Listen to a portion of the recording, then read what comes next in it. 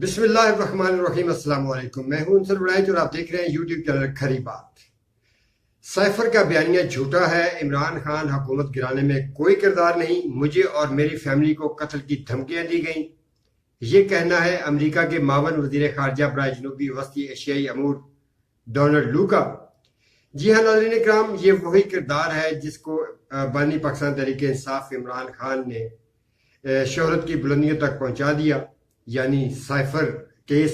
Donald لو نے مزید کیا کیا انکشاف کیے، اس کا ذکر بھی آج کی ویڈیو میں ہوگا۔ اس کے علاوہ IMF سے حکومت نے سٹاف لیول معاہدے میں کیا کیا معاملات طے کیے ہیں، اس کا بھی آج ذکر خیر ہوگا اور تفصیلات آپ تک شیئر کی جائیں گی۔ مگر اس سے پہلے آپ سے صرف ایک گزارش، وہ یہ کہ اگر آپ نے ہمارے یوٹیوب چینل کھری بات کو ابھی تک سبسکرائب نہیں کیا تو برائے مہربانی سب سے پہلے سبسکرائب کا بٹن پریس کر دیجئے، اور اگر ہماری ویڈیوز آپ کو پسند ہیں تو ان کو لائک اور شیئر ضرور کیجیے گا۔ ناظرین اکرام، آپ کا ایک سبسکرائب ہمارے حوصلوں میں 100% اضافہ کرتا ہے۔ تو ناظرین اکرام، سب سے پہلے چلتے ہیں جو امریکہ کے معاون وزیر خارجہ برائے جنوبی وسطی ایشیائی امور ڈونلڈ لو، انہوں نے گزشتہ روز ایک بیان ریکارڈ کروایا ہے جس کے مطابق ڈونلڈ لو نے سائفر بیانیہ کو ایک بار پھر جھوٹ قرار دے دیا۔ ان کا کہنا ہے کہ عمران خان حکومت گرانے کی سازش کے الزام کے بعد 2 سال کے دوران مجھے اور میری اہلیہ کو قتل کی دھمکیاں ملی، اس میں میرا یا کسی امریکہ کا کوئی کردار نہیں، لیک شدہ سفارتی کیبل اور مجھ پر لگا الزام درست نہیں، امریکہ پاکستان میں الیکشن میں دخل اندازی کا قائل نہیں۔ بدھ کو امریکی کانگریس کی خارجہ امور کمیٹی میں پاکستان میں جمہوریت کے مستقبل اور پاک امریکی تعلقات سے متعلق معاملات کی سماعت ہوئی تھی۔ جب اس سماعت کے دوران ڈونلڈ لو اپنا بیان دے رہے تھے تو اس وقت وہاں موجود پاکستان تحریک انصاف کے جو حمایت یافتہ لوگ موجود تھے، انہوں نے کافی نعرے بازی کی اور ڈونلڈ لو کو جھوٹا قرار دینے کی کوشش کی، مگر جو سماعت میں جج صاحبان بیٹھے تھے انہوں نے ان کو کمرے سے باہر نکال دینے کی دھمکی دی اور ان کو خاموش رہنے کی بات کی، اور بعد میں یہ ریمارکس دیتے ہوئے کہا کہ ڈونلڈ لو کا بیان حقائق کے قریب ہے اور جو انہوں نے کہا یہ سچ ہے۔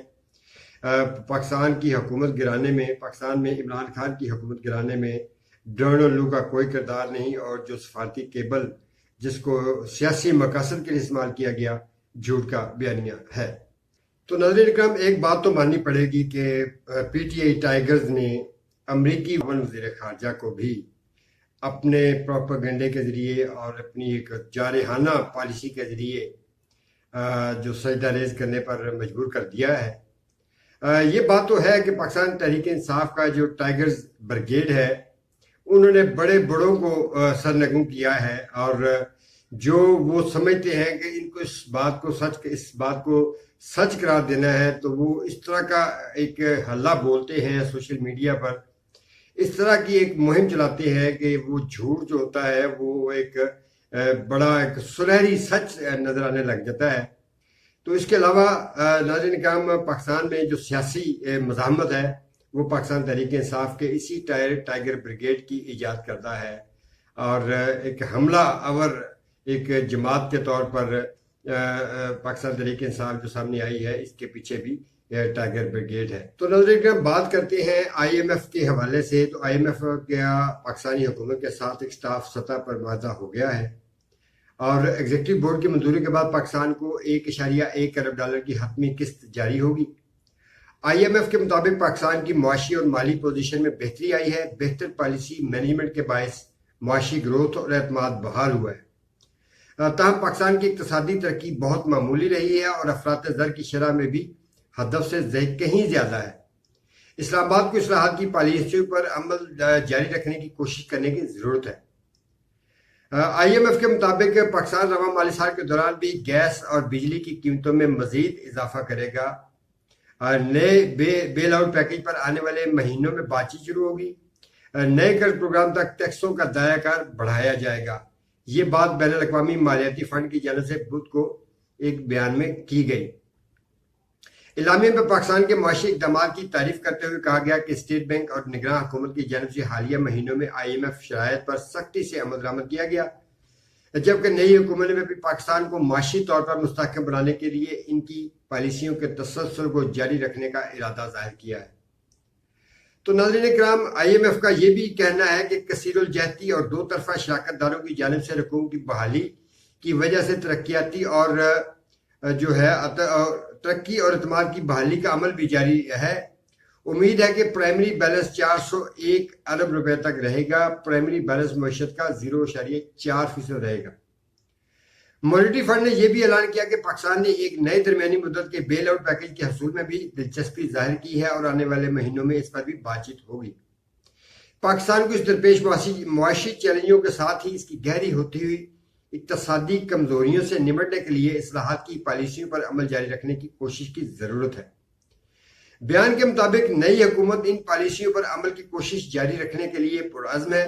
इलामिया में कहा गया कि पाकिस्तानी हुकाम टैक्स बेस में इजाफे पर कारबंद है, ताहम महंगाई में कमी के लिए स्टेट बैंक ने शरह सूद बरकरार रखने का कहा है। स्टेट बैंक गैर मुल्की करेंसी मार्केट में शफाफियत रखेगा, जबकि पाकिस्तानी हुकाम ने बिजली और गैस की कीमतें बरवक्त बढ़ाने का वादा किया है। टैक्स में इजाफे से गरीब तबके को तहफ़्फ़ुज़ देने में मदद मिलेगी। इलामिया में कहा गया कि बिजली की तरसील और तकसीम में बेहतरी लाकर कीमत में कमी की जाएगी। कैप्टो पावर को ग्रिड में लाया जाएगा, बिजली की तकसीमकार कंपनियों और गवर्नेंस में बेहतरी लाई जाएगी और बिजली चोरी के खिलाफ मौसर इकदाम किए जाएंगे। तो नाज़रीन किराम, ये चंद एक शरायात थी जो स्टाफ लेवल माहदे में हुकूमत और IMF के माबैन हुई।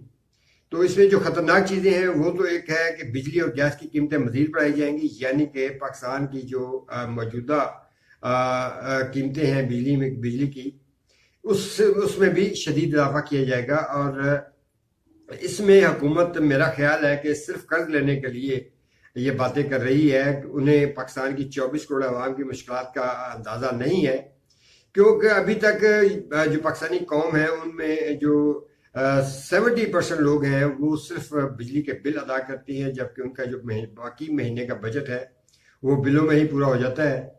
तो हुकूमत पाकिस्तान को, खुसूसन शहबाज शरीफ को देखना चाहिए कि 24 करोड़ आवाम की ज़रूरियात क्या हैं। क्या टैक्स बढ़ाने से, बिजली की कीमतें बढ़ाने से, गैस की कीमतें बढ़ाने से पाकिस्तान के गरीब आवाम की खिदमत हो सकेगी? तो मेरा ख्याल है कि शहबाज शरीफ फिर एक बार फिर पाकिस्तान मुस्लिम लीग नून के लिए परेशानियों का बायस बनने वाले हैं और पाकिस्तानी आवाम के लिए भी परेशानियों का बायस बनने वाले हैं। तो नाज़रीन किराम, अभी तक इतना ही। अगली वीडियो तक लिए इजाज़त चाहूँगा। अल्लाह के बाद।